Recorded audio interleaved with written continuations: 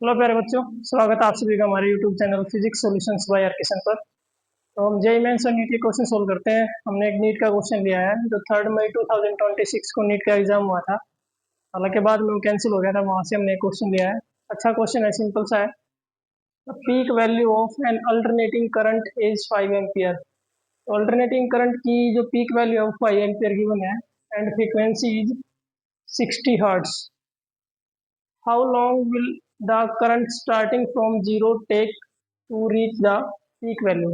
तो आपको पता है कि अल्टरनेटिंग करंट वो होता है जिसका मैग्नीट्यूड कंटिन्यूसली चेंज होता है और आफ्टर सम टाइम उसकी डायरेक्शन भी चेंज होती है। तो ये हमारी एक साइनसॉइडल वेव्स होती है जिसका अगर हम इक्वेशन देखें तो करंट की जो वैल्यू होती है एट एनी टाइम टी, उसका फॉर्मूला होता है आई नॉट साइन ओमेगा टी। तो आपको पता है कि भी एक ओसिलेशन कंप्लीट करने का जो हमारा इसका टाइम होता है उसे हम बोलते हैं time period denoted by capital T. और यहाँ तक जो आपका एंगल कवर होता है वो होता है 2 पाई। तो अगर हम यहाँ तक का टाइम देखें तो वो हो जाता है T/2। और इसकी पीक वैल्यू ये होती है तो वो उसका भी हाफ हो जाती है T/4। और यहाँ पर अगर हम देखें तो अपोजिट डायरेक्शन में पीक वैल्यू जो होती है उसका जो टाइम होता है वो होता है 3T/4।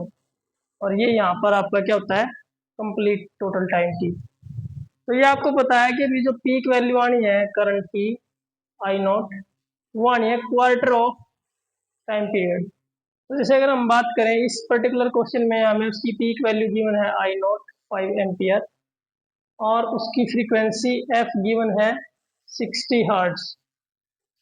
तो देखो टाइम पीरियड और फ्रीक्वेंसी में क्या रिलेशन होता है, ये हमें पता है कि जो टाइम पीरियड होता है वो होता है रेसिप्रोकल ऑफ फ्रीक्वेंसी। तो उसका जो टाइम पीरियड आना है वो आना है 1/60 सेकेंड। अब ये हमें पता है कि जो उसकी पीक वैल्यू है करंट की वो आनी है क्वार्टर ऑफ टाइम पीरियड, उसके चौथे हिस्से पर। तो जो टाइम आएगा जिस टाइम पर उसकी पीक वैल्यू आएगी वो आएगी T/4 टाइम पीरियड का क्वार्टर। तो अब टाइम पीरियड की वैल्यू जो है टी की वैल्यू हमारी क्या 1/60 सेकेंड। तो 1/60 × 4 दैट इज 1/240 सेकेंड। तो जिस टाइम पे उसकी पीक वैल्यू आनी है वो होगा आपका 1/240 सेकेंड। ये वाला ऑप्शन करेक्ट हो जाएगा। इस क्वेश्चन को हम यहाँ से भी सोल्व कर सकते हैं। तो ये हमें पता है कि भी हमने क्या फाइंड आउट करना है, वो टाइम फाइंड आउट करना है। तो मैक्सिमम वैल्यू कम होनी है जिस जिस टाइम इस फैक्टर की वैल्यू क्या हो जाए 1 हो जाए। उस टाइम पे करंट आपका आई नोट मैक्सिमम हो जाएगा अगर इस फैक्टर की वैल्यू 1 हो जाए। तो साइन ओमेगा टी को हम किसे इक्वेट करेंगे 1 से। और साइन ऑफ द एंगल की वैल्यू 1 कब होती है, जब आपका एंगल क्या होता है हमारा π/2। और इस ओमेगा की वैल्यू होती है हमारी 2πf इंटू टी। ओमेगा की वैल्यू हमने पुट कर दी इक्वल्स टू π/2। तो पाई से आपका क्या हो जाएगा, पाई कैंसल। तो जो टी की वैल्यू है वो हो जाएगी 1/2 इंटू ये 2 और एफ इस तरफ जाके मल्टीप्लाई। तो 1/4 एफ, एफ हमें गिवन है 60। तो 1/4 इंटू 60 दैट इज 1/240 सेकेंड।